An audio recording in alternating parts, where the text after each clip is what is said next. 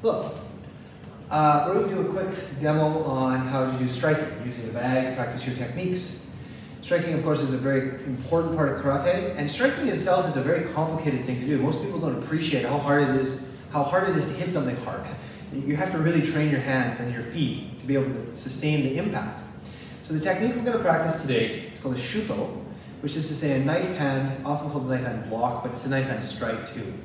And what it means is I'm going to use the side of my hand that's next to the pinky finger, underneath the pinky finger, and I'm going to be thinking specifically about the space from the wrist to about just under halfway of this part of the hand here. Now shutos are done by drawing the hand back and then extending out, and you can think of it as a cut, like I'm cutting with a sword down this way, hitting with that spot into the bag.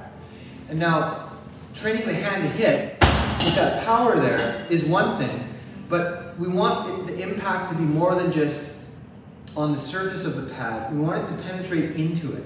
So if I come up here and I hit, it kind of ricochets out of the surface, it's okay. You can see the bag wobble a bit, but if I penetrate in my mind right to the center of the bag, it should wobble a lot more like this.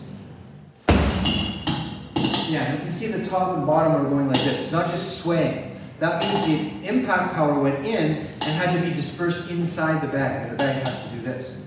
So Magnus here is going to try. This is her first time trying this, so I'll give it a try. So you put your hands up in the shuto position, and you want a little bit more of a stance. And when you hit, you want to think in your mind that the power is going to the center of the bag and essentially down. So go ahead, give it a try. Okay, so that was pretty good.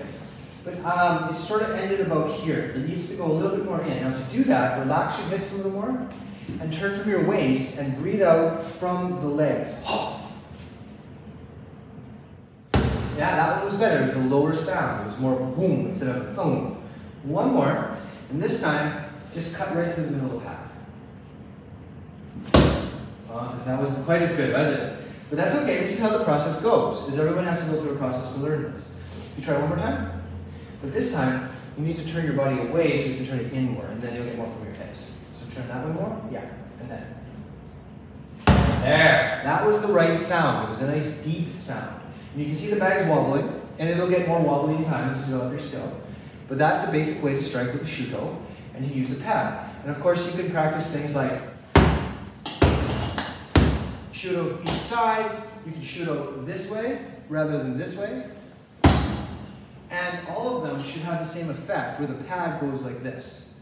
And that's the beginning of striking on the pad for karate. So, thank you for your time.